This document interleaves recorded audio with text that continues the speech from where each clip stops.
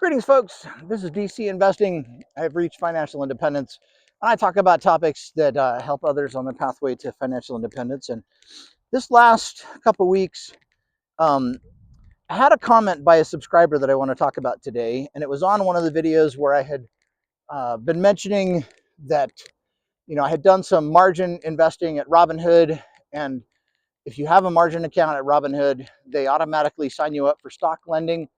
You can't disable it.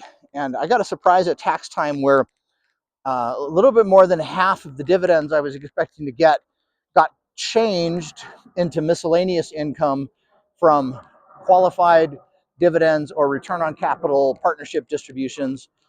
Those have really favorable tax treatment, whereas the miscellaneous substitute payments just added into my ordinary income. And I was kind of complaining about that because it was unexpected.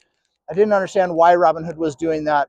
And I decided it was really sneaky of Robinhood for that. And so, one of the subscribers, I think I had a total of about $7,700 of dividend income that had come off of this. And more than half of that had got recharacterized into miscellaneous income. And that's what I was complaining about. And the subscriber said, imagine, you know, doing all of this for the sake of $7,700.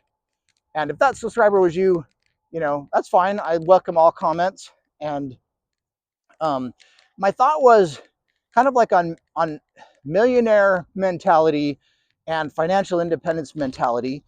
The reason why I'm concerned with some of these small amounts are the same thing that got me to be financial independence was being careful with a lot of the things in my life, particularly the finance things. So I am much more willing to look at things in the finance world so that I understand them and so that I can figure out how to use them to my best advantage.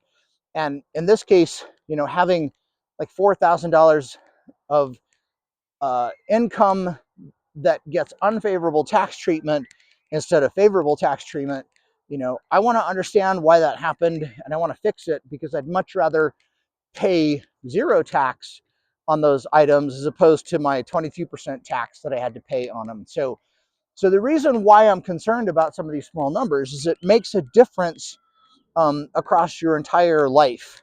And so I not only pay attention to how my dividends are classified, but I pay attention to capital gains and how those get taxed. And I pay attention to the standard deduction and the itemized deductions. And if there's ever some government,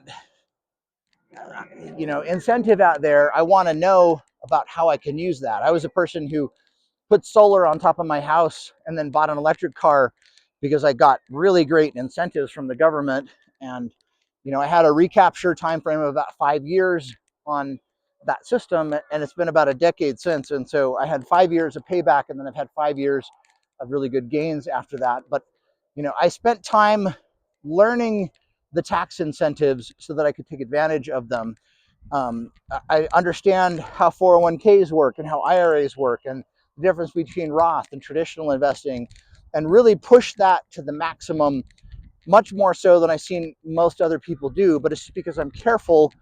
I need to learn about the incentives, understand them, and then use them to the best of my ability. So when someone says, I can't believe you care about $7,700 in investment income, it was actually half of that I was concerned about.